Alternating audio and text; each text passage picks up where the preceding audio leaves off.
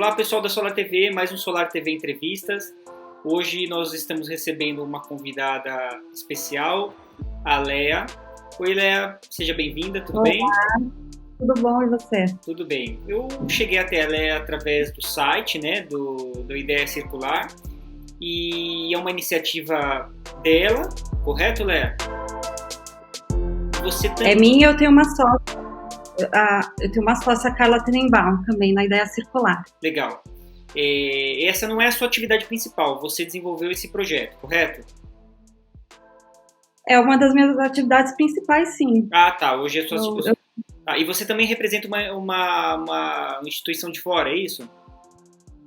Isso, eu tenho a Ideia Circular, na verdade, ela é uma iniciativa de educação e comunicação para a economia circular, né, muito fundamentada no design cradle to cradle, e eu tenho uma empresa de arquitetura e design circular que a gente também faz consultoria sobre o cradle to cradle. Então a gente representa uma empresa alemã, que é a EPEA, que é dos autores do livro Cradle to Cradle. Então a gente faz todo o processo de consultoria para certificação também. Legal. Então vamos começar então. O que é o de berço a berço? Fala pra gente, por favor. Bom, o berço a berço ele vem muito dessa ideia, ele sai dessa ideia de uma análise de ciclo de vida, né? Quando a gente fala do berço ao túmulo. Então você parte dessa ideia, né, que as coisas têm uma vida, entre aspas, né? Então elas têm um início e acabam morrendo. E quando elas morrem em aterros sanitários, em lixões, enfim, né? Elas não morrem em si, elas são materiais que estão circulando, só que em lugares errados.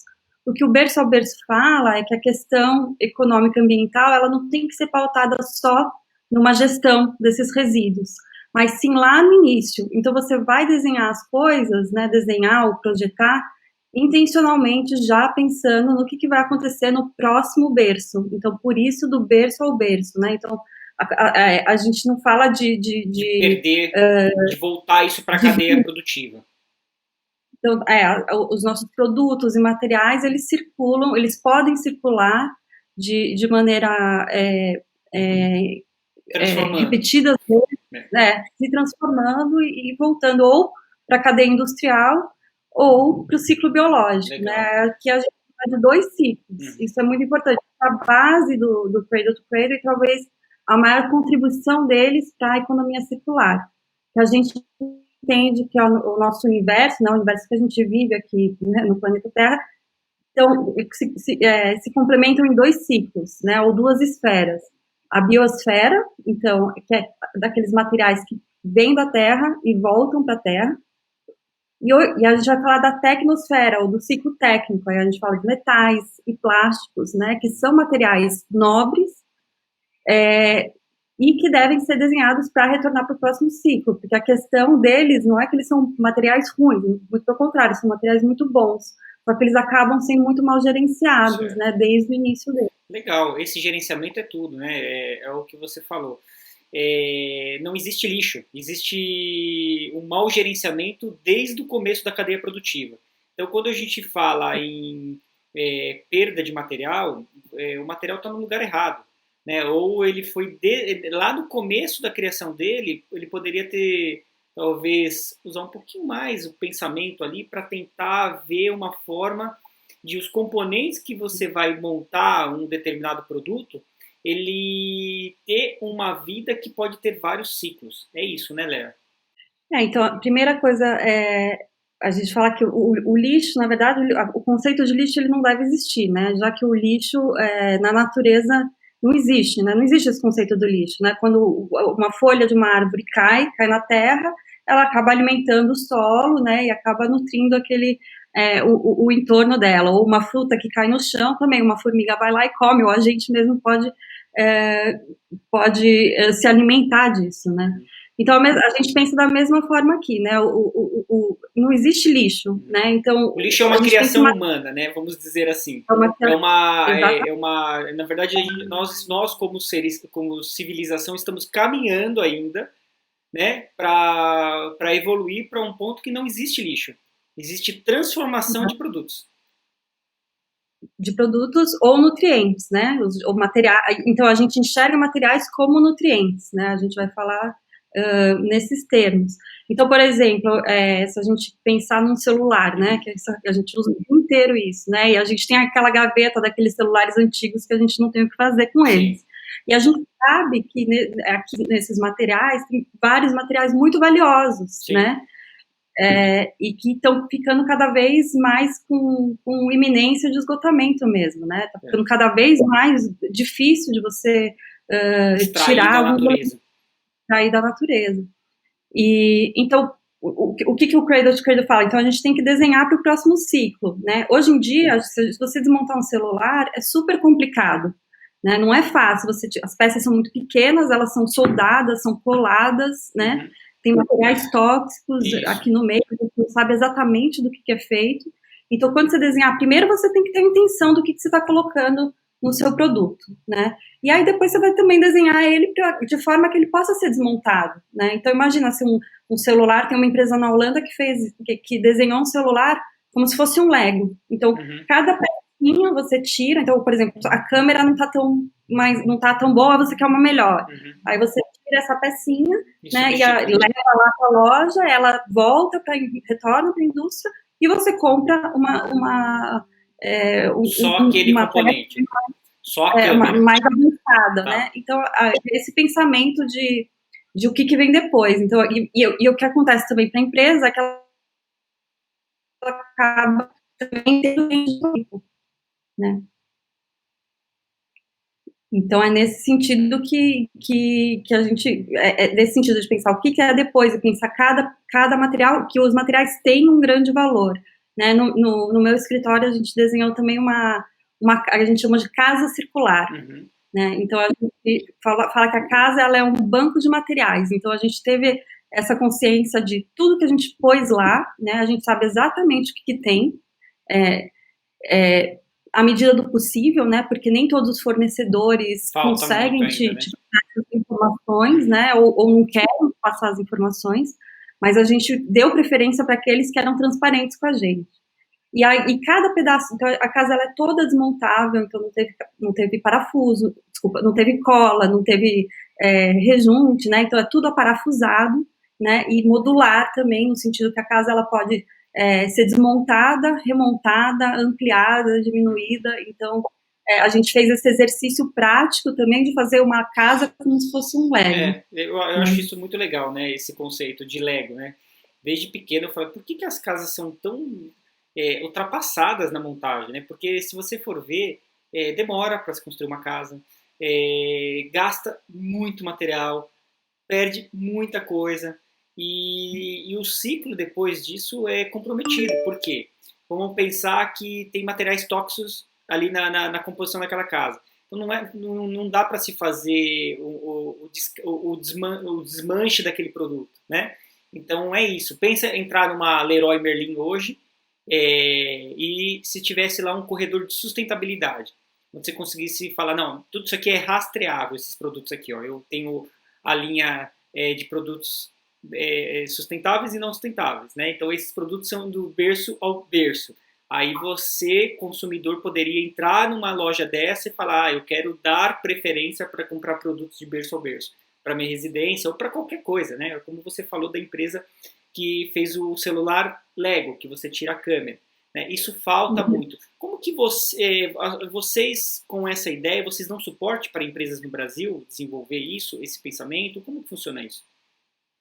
Sim, então a gente tem uma série de treinamentos, né, pela ideia circular, então tanto para pessoas físicas ou para empreendedores ou consultores também que estão querendo se atualizar, mas também a gente está entrando em algumas empresas, né, que estão levando esse treinamento para o próprio escritório deles, né, para os designers, para os projetistas lá de dentro, né, então desde empresas de cosméticos, alimentícias, de arquitetura, construção também. Então, a gente, embalagens, né, a gente conversa muito das embalagens.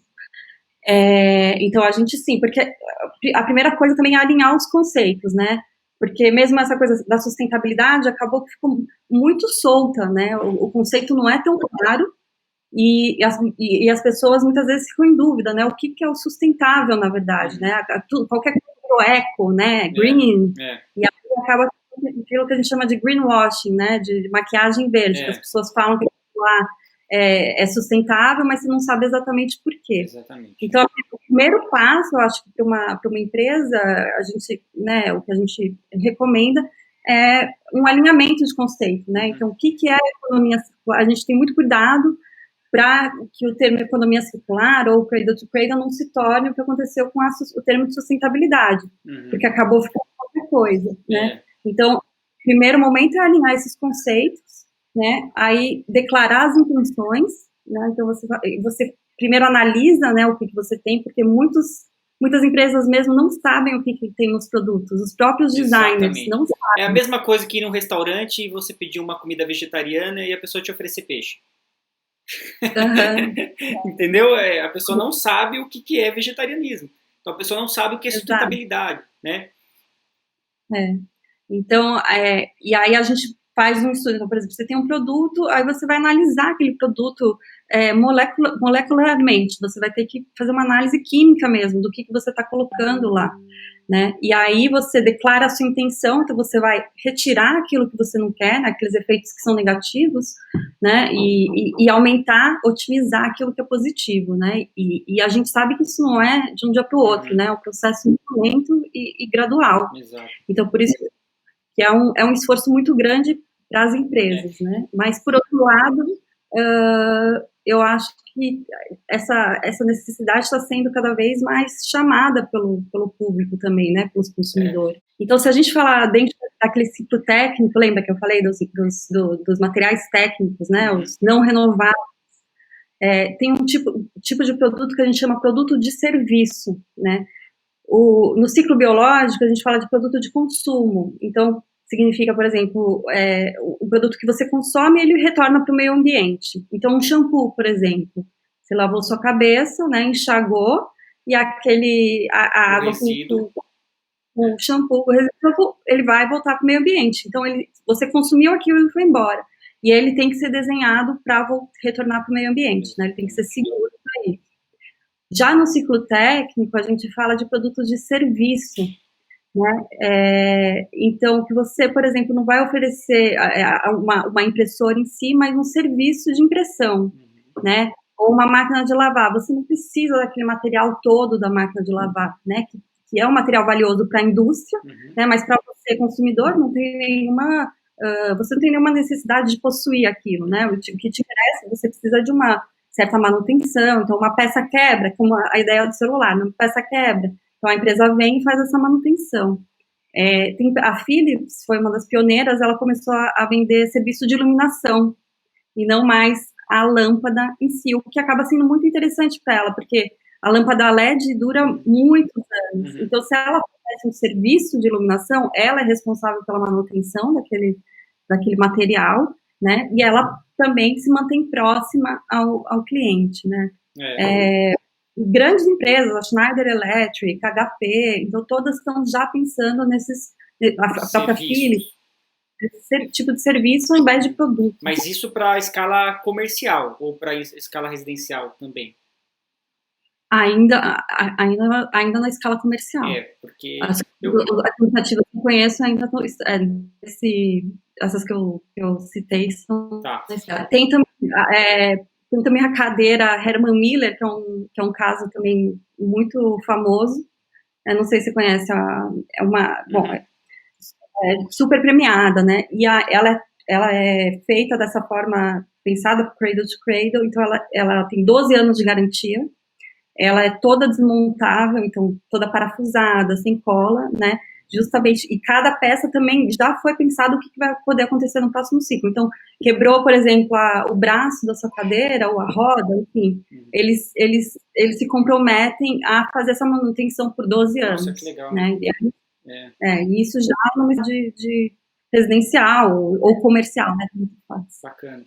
Tem muito caminho pela frente ainda, né? Mas isso está acelerando nos últimos anos. A gente está sentindo que isso é o que você falou, os consumidores estão exigindo. E a roda gira quando o consumidor exige, né? Que é o ponto final da cadeia. Então, se a gente desenvolve essa consciência, então a ideia circular, o teu site, o teu projeto no Brasil e você representar essa empresa da Alemanha, isso é muito bacana, muito importante para a gente ir para dois encontros. Primeiro,